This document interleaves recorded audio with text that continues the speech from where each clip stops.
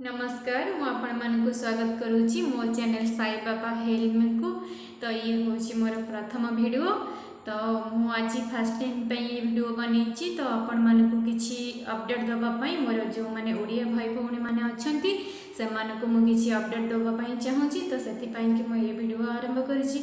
तो आपण मानक सपोर्ट रहा मो साथी निहाती दरकार।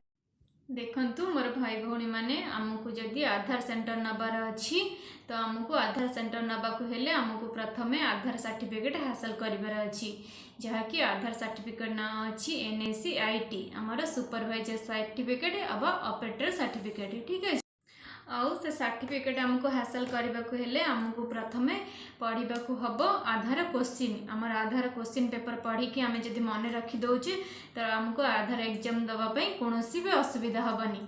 तो मते मो ये वीडियो बनइबार कारण होची मते कहिबार अछि जे आपण मानकु केमिति आपण माने आधार एग्जाम देले गोटे थरक आपण माने पास करिवे। आपण मानकु कौनसी भी हैरान होबाकू पड़ानी। आमे माने एग्जाम जितेबाला दौचे कि आमको परीक्षा फीस भरवाई पड़ुची और परीक्षा फीस भरिकी ही आम एग्जाम दौचे आपर जदि आम फेल हो तो सेटा बहुत कष्टदायक कथा। आमको भल भाव में क्वेश्चन पेपर घोषिकी पढ़ी आमको एग्जाम देवार अच्छी जोटा कि आमको एकाथरे पास हबार अच्छी।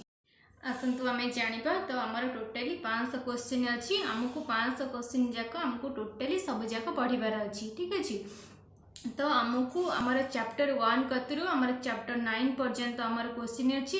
तो आमको कौ चैप्टर आमर अधिक क्वेश्चन पढ़ार अच्छी तो आम से विषय ही जाना। तो फास्ट कथा आमर एग्जाम बेले आमर 110 क्वेश्चन आसो तो आमको 110 क्वेश्चन आंसर दबार अच्छी आ कौ चैप्टर अधिक क्वेश्चन पड़ो मुझे विषय आपण मानकु कहिबी।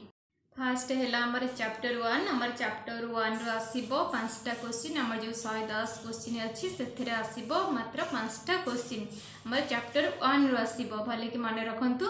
तो आमर चैप्टर 2 रो आसीबो 20टा क्वेश्चन। तो आमको बेसी करिकी चैप्टर 1 अपेक्षा चैप्टर 2 टा बेसी पढ़ार अच्छी और बेसी मन रखिबार अच्छी कहीं आमर चैप्टर 2 रु 20टा क्वेश्चन आसबार अच्छी। ठीक अच्छे तो आमर आमर चैप्टर 3 रु आमको 5टा क्वेश्चन 110 क्वेश्चन भितर आमर 5टा क्वेश्चन ही आसब।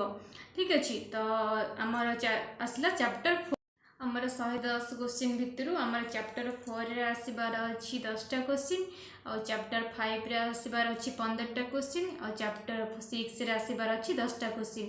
आमको भलसे पढ़ार अच्छी आमको एग्जाम रे फेल हबार नहीं आमको पास हबार ही अच्छी। तो मु ए विषय कहबार कारण होची आपण मानकु सुविधा हो जिवो आपण माने जानि परिबे जे को चैप्टर पढ़िले आपण मानकु टिके हेल्प हो जिवो जे आपण माने सहज रे एग्जाम देकी। एबे आसिला हमर चैप्टर 7 हमर चैप्टर 7 रे 20 क्वेश्चन आसीबो और हमर चैप्टर 8 रे 5 क्वेश्चन आसीबो और चैप्टर 9 रे हमर 20टा क्वेश्चन आसीबो। हमर 110 क्वेश्चन भितर मुझे टोटाली कहीदेली आपण मानकु जे को चैप्टर रे केते क्वेश्चन आसबार अच्छी। ठीक अच्छे तो आपण माने एथरु जानि सारिबानी जे आपण को चैप्टर बेसी करी पढ़ार अच्छी। तो मु आपण मानकु बेसी करी कहबी जे जो थरे अधिक क्वेश्चन पढ़ार अच्छी जो चैप्टर रु अधिक क्वेश्चन पढ़ार अच्छी तो आपण माने से चैप्टर को टिके बेसी करी पढ़िले आपण मानकु परीक्षा रे कोनोसी भी असुविधार सम्मुखीन होबाकू पड़िबनी। मोर संपूर्ण विश्वास अच्छी आपण माने गोटे थरक पास करेंगे जमा भी फेल हेबेनी। आपण माने जदि एमिति भाबे पढ़ी मन रखिकी एग्जाम दौरान आपण माने जमा भी फेल हेबेनी। ये मोर प्रथम वीडियो थिला। तो आपण मानकु जदि ए वीडियो किछि भी शिखिबा परिका जिनस मिली जदि आपण मानकु लागि जे ए वीडियो द्वारा आपण मानकु किछि भी हेल्प मिली तो आपण माने मो वीडियो को लाइक मो चैनल को सब्सक्राइब करिया को जमा भी भूलिबेनी। नमस्कार आज पे रहूची ओम साईराम।